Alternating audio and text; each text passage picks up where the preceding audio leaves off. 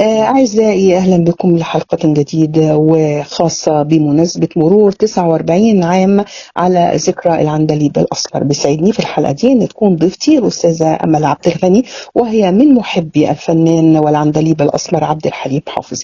أهلا بيك أستاذة أمل. اهلا بحضرتك، اهلا بيكي. أستاذة أمل، بقى أنا شايفة إن أنت يعني من محبي عبد الحليم، والحقيقة ما فيش ولا معلومة إلا لما اللي جمعتيها لما تابعتك وتابعت القناة بتاعتك وتابعت الصفحة بتاعتك، لقيتك إن أنت يعني مش عايزة أقول متخصصة، أكثر من متخصصة بالنسبة لعبد الحليم حافظ. ده راجع لإيه بقى؟ يعني بتحبيه يعني والله إزاي يعني بالطريقة دي؟ انا بحبه والله، سبحان الله. يعني هو عبد الحليم حتى لو تلاحظي الجماهير اللي بيحبوه زي بالظبط، حب كده رباني. يعني مش حب مطرب، احنا مش بنحبه عشان هو بس بيغني ولا بيقول اغنيه بتعجبنا، لا لا لا، حب كده من عند ربنا. حتى انا حبيته من وانا طفله، ده دليل ان انا الحب ده فعلا من عند ربنا. يعني انا عجبني صوته او كل حاجه، بس بعد كده بقيت احبه هو، يعني كعبد الحليم كده، مم. كشخص بتعجبني صفاته، بتعجبني في حاجه، هو ليه كاريزما. يعني ليه كاريزما، ولقيتها في كل المحبين، مش انا بس الصراحه. لقيتهم فعلا بيحبوه، رجاله وستات. يعني دي كمان الحاجه اللي لفتت نظري، انا لقيت ناس كتيره جدا وعاملين له صفحات، رجاله بيحبوه جدا. يعني مش حكايه بقى انه عبد الحليم بيحبوه الفتيات بقى والكلام، لا لا لا لا، شباب وكبار وصغار، اجيال بصراحه. طب انت شايفه ان الحب ده نابع من ان الاحساس اللي بيغني بيه عبد الحليم وصل للجمهور؟ بالظبط، هو الأغنية طالعة من القلب للقلب. يعني مم. هو يعني بإحساسه وصل لنا جدا بصدق، بمشاعره جميلة، يعني مشاعره حلوة جدا. الأغنية بيحسها جدا لما بيقولها، مش بيغني وخلاص يعني. كلميني عن زيارتك لبيت عبد الحليم، وليه انت اصريتي رغم ان انا يعني عرفت منك يعني ان في عوائق كتير قوي قابلتك، ولكنك اه طبعا. اصريتي ان انت تطلعي بيت عبد الحليم. والله شوفي، انا عبد الحليم من وانا في المدرسه كنت بروح الزياره المقدسه دي اللي هي يوم 30 مارس، زي من زمان يعني مع والله اصحابي. كل سنه اه، تروحي البيت بتاعه؟ مش كل سنه متتاليه، ولكن كنت اه. بروح. يعني امم. كنت بروح. فكانت زيارات عاديه مع الوفود كده، وندخل ونبص وخلاص، يعني 10 دقايق، لان طبعا بيبقى زحمه جدا اه. جدا. اه. فالزياره اللي قبل اللي حضرتك بتقولي عليها دي، كانوا عاملين دعوه هم بعد طبعا مواضيع الوباء والكورونا والحاجات دي، كان البيت مقفول اكتر من 4 أو 5 سنين، البيت اه. مقفول، ما فيش حد بيروح يوم 30. امم. فانا جيت اروح الزياره دي اللي هي كانت يوم 14 12 تحديدا، ما عرفتش ادخل. انا ما عرفتش خالص، لان كان بقى زحمه، وانا كنت مبسوطه اكتر. يعني انا فعلا زعلت ان انا ما طلعتش، لكن مبسوطه ان كل الجماهير دي جايه لعبد الحليم بصراحه. امم. وساعتها عملت لقاء مع السكرتيره بتاعته، اللي هي هو تأدبا منه، هو بيقول سكرتيره، هي مساعده في البيت، لان السكرتيره الاصليه اسمها سكير. دي كانت بتلاحقه يعني بتبقى معاه في السفر، ولكن دي يعني في المنزل كده زي مديره منزل يعني. ايوه. فكانت قعدت، عملت معاها لقاء حلو وكل حاجه، وما قدرتش ان انا اطلع الزياره دي. فجاب بالصدفه كده استاذ عبد الحليم الشناوي، اللي هو يبقى حفيد عليا اخت عبد الحليم، كان عامل مسابقه كده في الصفحه بتاعته. فانا جاوبت عادي، ولقيت ان لقيته بقى بيقول لي ان انت كده هتيجي تزوري بقى زياره خاصه لعبد الحليم، وتدخلي البيت وتشوفي حاجات انا يعني كنت كل ما اروح البيت طبعا مش بشوفها، ان انا امسك البدله وان انا اشوف حاجته ومقتنياته وادخل كانه بيتي. بصراحه انا حسيت زياره ان دي خاصه دعوه يعني. خاصه، بس حتى انا قلت لهم نفسهم، يعني قلت لهم انا حسيت ان الزياره دي من عبد الحليم حافظ بصراحه، لان انا امم. كنت ما قدرتش اطلع بقى يوم من الزياره الاولانيه، فحسيته بيقول لي اتفضلي اطلعي وشوفي بقى لوحدك كمان، لان انا لو كنت ايه اللي طلعت. لفت نظرك في البيت بتاعه؟ والله انا حسيت ان روحي في كل حته، البيت زي ما هو. يعني احنا كنا في صور من زمان، انا كنت بجيب مجلات النجوم زمان، كانت بتطلع كل سنه عدد لعبد الحليم في الذكرى، فكانوا امم. بيجيبوا بقى صور من البيت من زمان بقى. فهو الصور اللي انا شفتها من زمان هي نفس صور البيت، حتى اللي متصور فيها عبد الحليم بيطلع هو بيحب، كان يتصور في بيته كتير قوي. ايوه. فبصراحه البيت زي ما هو حلو كده، وفي روايح زمن جميل فعلا. يعني امم. بيتسم بالجمال بصراحة والراحة النفسية. لا يعني حاجة وضع خاص كده، وانا داخلة ليه هيبة كده، ليه هيبة حلوة يعني. هو الحقيقة يحسب للعائلة بتاعته إن هي اه، محافظة على الحقيقة منزله هم يعني. اجيال هو كمان ورا يعتبر اجيال مزار يعني. سياحي يعني. بالظبط، يعني لحد دلوقتي هم يعني اخوات عبد الحليم كلهم اتوفوا مم. كلهم. ما فيش حد باقي منهم غير اولاد ابن اخوه محمد شبانه واولاد زينب بنت الحاج عليا. فمشكورين بصراحه ان هم فاتحين برضو البيت وبيستحملوا كل الاعداد دي، يعني دي حاجه تحسب ليهم بصراحه. لان مين باقي دلوقتي، مين بيوت فنانين بيتعمل فيها كده؟ مفيش. لا مفيش فعلا. هو يعني هو بيعتبر متحف، كأنه متحف يعني.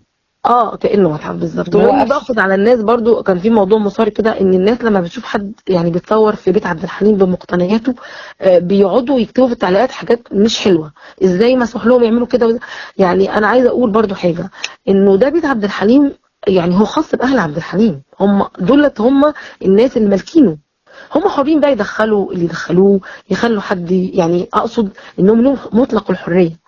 ما ينفعش بعد العمر ده والزمن الطويل ده 49 سنه احنا نملي عليهم نقول لهم تعملوا ايه وما تعملوش ايه. يعني هم حافظوا عليه لحد دلوقتي، نيجي احنا نقول لهم ايه ده انتم ممسكين ده البدله ليه، انتم ممسكين ده مدخلينه ليه؟ اعتقد مش من حقهم يقولوا كده، لان هو مش ملك لحد، مش ملك وزاره الثقافه هو، ولا ملك للدوله برضو، ده ملك لاهل عبد الحليم بس. ايوه فعلا. طب قولي لي، عبد الحليم يعني ليه كان بيكره يوم عيد ميلاده؟ لان طبعا عبد الحليم وقالها كتير هو في لقاءاته انه يوم ميلاده هو يوم وفاة امه، وكان بيتشائم كمان منه قوي، ما بيعملش عيد ميلاد في حياته عبد الحليم، لانه بيقول احتفل ازاي بالعيد باليوم اللي امي توفت فيه. بيقول لحد فتره طويله كنت بتضايق لحد ما الناس اقنعوه بقى، قالوا انت مالكش ذنب، يعني انت دي وفاه من عند ربنا وانت مالكش ذنب، بس هو غصب عنه حاسس بالذنب بقى، فمش بيحب خالص يوم ميلاده ولا بيحتفل بيه خالص. الموضوع بتاع زواجه من سعاد حسني، يعني بما انك متابعه جيده يعني لعبد الحليم شايفه ايه؟ والله انا في فتره من الفترات كده كنت مصدقه، لان كان في حد مفيد فوزي تقريبا او حد من الاعلاميين يعني طلع قال انه وثق يعني شاف العقد بنفسه ومش عارفه ايه، وفي شهود ويعني شاهد ان هو كان معاهم في العقد ده. ولكن لما طلع تكذيب ان العقد ده اصلا مكتوب بصيغه مش موجوده كانت وقتها، مش عارفه، حسيت ان في يعني شك في الموضوع، بس هو بيحبها، كان كله اعترف بده، هو في قصه حب كبيره بينهم، لكن انتهت بالزواج او لا محدش بيجزم بيها دي لسه. اهل عبد الحليم قالوا لا، اهل سعاد حسني قالوا فما بين لا او في تعارض. انا شويه كنت الاول يعني مصدقه، وبعد كده قلت خلاص بقى سواء اتجوز او ما اتجوز هو كان بيحبها وهي تستحق الحب ده الصراحه يعني. اخيرا قيل ان عمرو دياب افضل من عبد الحليم. انا طبعا شفت الكلام ده جدا ومستأت جدا منه، لانه اي مطرب هيتنافس مع عبد الحليم خسران، مش تحيز والله لعبد الحليم ولا حاجه، لان عبد الحليم بقاله 49 سنه ميت وبيجيبوا في سيرته دي اولا، يعني اول حاجه تبين ان هو موجود، دي حاجه، يعني انت بتنافسوا مين؟ بتنافسوا واحد ميت بقاله 50 سنه احنا بنحتفل بيه لحد دلوقتي. روحوا بيته شوفوا لما بيقولوا بس زياره بيبقى الاف المجتمعين عند بيته، يعني من كل الاعمار. هل عمرو دياب بعد 50 سنه هيبقى كده؟ وهو انت لو رحتي سالتي عمرو دياب هيقول لك لا طبعا عبد الحليم. طبعا يعني لو احنا رحنا سالنا عمرو دياب نفسه هيقول لك لا انت بتتكلمي في قمم ويعني قوه ناعمه يعني. او اجيال ده يعني اجيال لحد 50 سنه، مين يقعد لحد 50 سنه محبوب كده والناس بتحبه زي ما قلت لحضرتك حب شخصي كمان يعني. قيل اتفضل. لا معلش اتفضل. قيل ان عبد الحليم لما كان موجود قضى على ناس كتير كانت في بدايتها الفنيه، منهم كان اسمه ايه، حسني، كمال حسني. منهم كان كمال حسني. منهم كان في ناس كتيره كانت طالعه في الوقت ده. هو قالوا كمال حسني وقالوا ماهر العطار، وقالوا ماهر العطار. ايه رايك في الكلام ده؟ رشدي.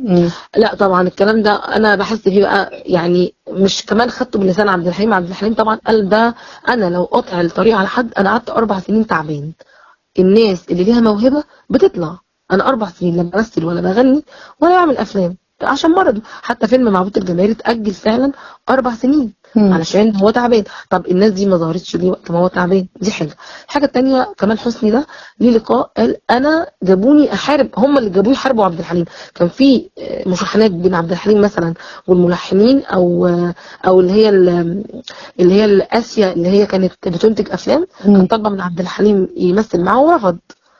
عبد الحليم رفض لان هي رفضته في الاول، هي اللي رفضته في الاول. مم. فلما بقى عبد الحليم وجت تطلب منه يعمل فيلم هو رفض، فراحت جابت كمال حسني وعملت فيلم شادية نفس فيلم لحن الوفاء، عملته تاني هي اسيا وسقط. لما سألوا كمال حسني انت ليه سبت مصر ومشيت، قال انا ما حبيتش الكارير ده، يعني انا ما حبيتش ان انا مش يعني ما حدش مشاه ولا حاجه زي ما قالوا. هو نفسه قال كده كمال حسني، ان انا ما مشيتش عشان حد حاربني ولا حاجه، بالعكس انا ما حبيتش. هو راجل يعني سافر وشاف شغله بقى بره يعني. وهو نفس المقولة اتقالت على موسيقار الأجيال محمد عبد الوهاب وابن أخوه سعد عبد الوهاب. لكن محمد عبد الوهاب هو اللي وقف حال سعد عبد الوهاب، يعني لا هو اللي برضه قضى عليه، سعد برضه عبد ما كانش الوهاب، برضه لا ما. لانه سعد عبد الوهاب لفتره معينه كان مشهور وموجود، هو اللي مشي برضه، هو اللي ساب مشي الفن ساب ومشي. هو عاش اللي ساب بره الفن ومشي. عاش لكن بره. هو كان معروف وعمل اغاني حلوه وكان الناس بتسمع. وبعدين عبد الحليم نفسه ظهر وسط عمالقه، طب ما هو ثبت نفسه ازاي؟ طب ما كان ام كلثوم بتغني وفريد الأطرش بيغني ومحمد عبد الوهاب بيغني وطلع لنا عبد الحليم. هو كمان في حاجة، انت واحنا بنتكلم قلتي محمد رشدي، هو ما ينفعش يقضي على محمد رشدي، يعني هو محمد رشدي فضل وثبت برضه نفسه، بالظبط لان ده بالظبط. كارير وده كارير، يعني بالظبط. ده لون وده لون زي ما بنقول يعني. ولما ظهر هاني شاكر وقالوا برضو انه بيحاربوا هاني شاكر بعبد الحليم، يعني بيحاربوه عن طريق هاني شاكر. هاني شاكر عبد الحليم عجبه جدا وحضر له. هاني شاكر نفسه قال في لقاء انه عبد الحليم حضر لي حفلتين. طب هو حضر لك حفلتين يعني اذا ما بيحاربش، بالعكس. لكن بعد كده ظهر عماد عبد الحليم، تبناه مم. عبد الحليم. يبقى ازاي بيقف في وش؟ هو كان دايما عبد الحليم بيتحارب من الصحافه باي شكل، حتى المرض قالوا عليه بيتمرد. مم. يعني عبد الحليم اللي عاش حياته كلها بينزف قالوا عليه بيتمرد. مم. فهو يعني طلع واتكلم في الموضوع ده كتير كمان بنفسه، يعني لانه كان زعلان ان هم بيقولوا كده عليه.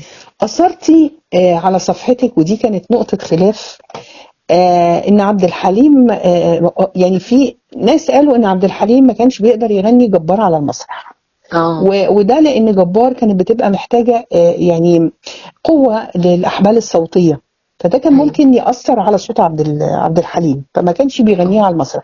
كان انت بقى ليكي رأي تاني خالص، والحقيقة الرأي بتاعك ده أثار خلاف، يعني بين يعني اه بين ملحنين، يعني مش ايوه بين بالظبط. مثلا جمهور عادي، بالظبط ايوه. بين ملحنين. احكي لي الحكاية دي. انا اصلي اللي ضايقني كمان في الموضوع ده ان هم بيقولوا ليه ما غناهاش على المسرح، يعني هم اشمعنى اختاروا جبار مثلا وقالوا ما غناهاش على المسرح. طب ما هو عبد الحليم ليه اغاني كتيره جدا ما غنتش على المسرح، مش كل اه الاغاني عبد الحليم غناها على المسرح. ايوه. وبعدين لو جينا قلنا عشان قوه صوته، ده عبد الحليم انا عايزاكم تشوفوا بس عبد الحليم وهو بيغني المايك بعيد عنه ازاي. امم. ولما بيغني كأنه بيتكلم، يعني هو مش بيزعق ولا بيقعد يعني يتعصب عشان يطلع الكلمة، ده بيغني بأريحية جامدة جدا. ولما غنى زي الهوا قال فيها كمية من الآهات، يعني جبار ايه بقى تيجي جنبها. امم. ما اعتقدش انه يعني عبد الحليم اللي قال الآهات دي يعني. وفي كمان أغنية وطنية اللي هي ابنك يقول لك يا بطل، غناها بكل قوة يعني، وفيها موال بيغني فيه زي اللبنانيين كده. امم. ف يعني قوة ايه اللي بتتكلموا عليها وصوت ايه اللي ما يقدرش يقوله عبد الحليم؟ لا يجوز هو مش بيحب الأغنية، يعني مش شرط كل الأغاني اتغنت على المسرح. فده كانت وجهة نظري. بس في ناس قالت لا، هو عبد الحليم قال كده على نفسه ان هو ممكن لو غناها صوته يتشرخ، ممكن يكون هو فعلا تعب في بروفاتها قوي فقال الجملة دي عادي يعني. لكن مش عشان عدم مقدرة في صوته. انا يعني اشكك ان صوته ابدا. لا عبد الحليم يقدر يغني طبعا كبار على المسرح جدا يعني. لو رجعنا لقصة حب، الحب الحقيقية لعبد الحليم، اه قيل ان في اغنية في يوم في شهر في سنة، اه ما اتعملتش كده، اتعملت لسبب ما. هي اتعملت لحبيبته اللي ماتت. حتى هو لما كان بيصور الأغنية دي كان بيقول ان هو لما بيجي يسجلها بيتعب جدا في تسجيلها ايوه. لأنها بتفكره بحبيبته اللي ماتت. وكان أنا سمعته برضو مرة في لقاء بيقولوا له أنت حبيت؟ قال لهم قالوا طب امتى فكرت تتجوز؟ قال لهم مرة واحدة. المرة الواحدة دي هي حبيبته. قال له طب ليه ما اتجوزتهاش؟ قال لهم لأنها ماتت، ربنا القدر ما أمهنيش ان انا اتجوزها، جالها مرض وماتت. وكانت هي دي امم. فعلا حبيبته الوحيدة اللي لما مات اخته عليه اللي كان تحت راسه منديل منها عليه حرف الدي، هي اسمها ديدي. امم. اسمها مفيدة الحقيقي لكن بيدلعها ديدي يعني. امم. فعليه حرف الدي وكاتبه له غني لي لو سمحت صافيني مرة. فده كان تحت راسه. فهي دي كانت فعلا حبه الوحيد. واعتقد يعني ان هو ما اتجوزش متهيألي بسببها، لان شقة الزمالك دي اصلا كان واخدها عبد الحليم عشان يتجوز فيها.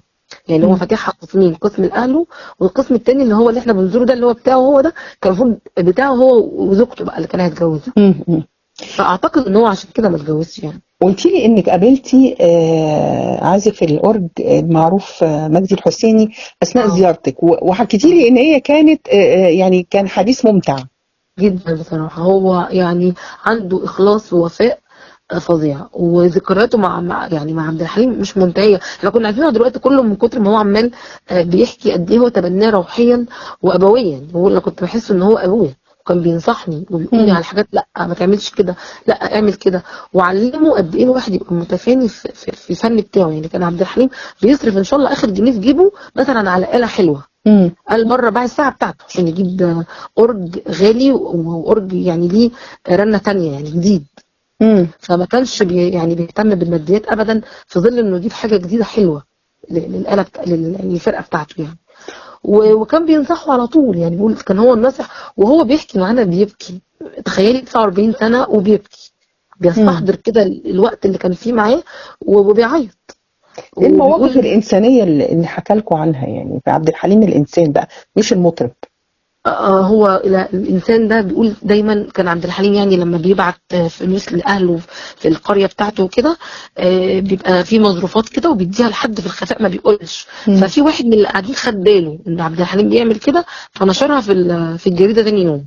بيقول عبد الحليم، يعني بيقول استاذ مجدي الحسيني بقى، ان عبد الحليم مسكه ووبخه جدا وزعق له، انت دي حاجه بيني وبينهم ما تتكتبش، مش للعلن يعني. مم. فدي من الانسانيات بتاعته. وان هو بقى مساهمته في جامع الزقازيق، مسجد الفتح ده هو اللي مساهم فيه. هو عمره في حياته ما اتكلم بصراحه عبد الحليم عن الحاجات دي خالص يعني. مم. ان هو ساهم برضو في جامعه الزقازيق، هو دافع فيها فلوس عشان يعني دي مساهمه منه، وعامل ملجأ ايتام، ودافع في مستشفيات.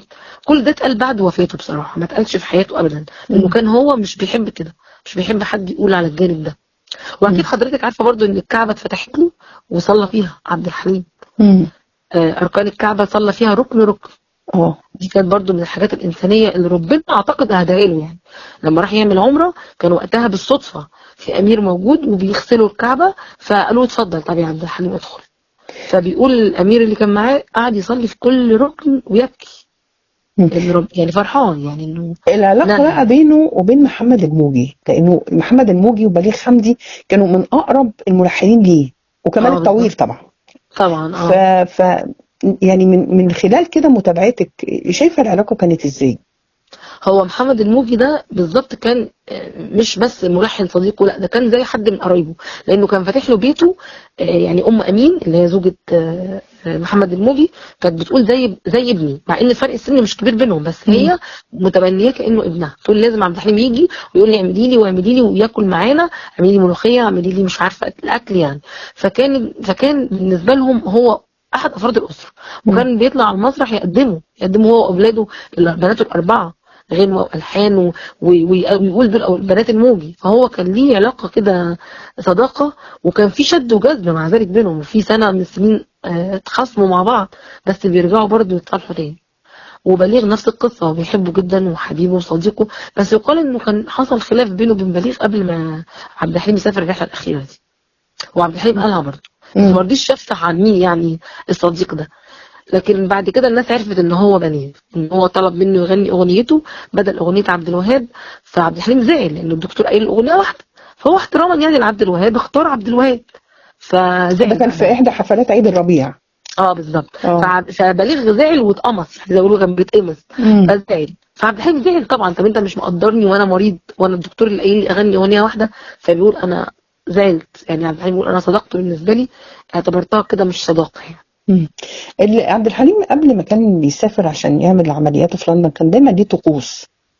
اه كان دايما طقوسه دايما يروح يزور الحسين والسيدة زينب، مم. ويعدي على عبد الوهاب في البيت او يتصل بيه بالتليفون، ده لازم.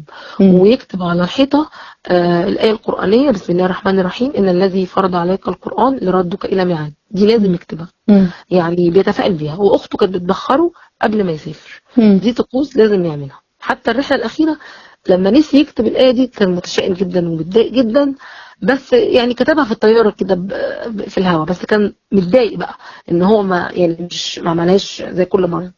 مم. بعد مرور 49 سنة على رحيل عبد الحليم فوجئ الجمهور إن جنازة عبد الحليم ما كانش عبد الحليم في النعش. الحقيقه انا من الناس اللي اتفاجئت برضو بحاجه زي كده، ودي لان احنا ما انا بنقولهاش معلومه يعني احنا من عندنا، لا ده هم لا هم قالوه، هم اللي هم صرحوا الاستاذ بيها عبد اهل عبد الحليم الحليم، نفسه، اللي هو يبقى ابن باين، اخوه. ابن اه اخوه.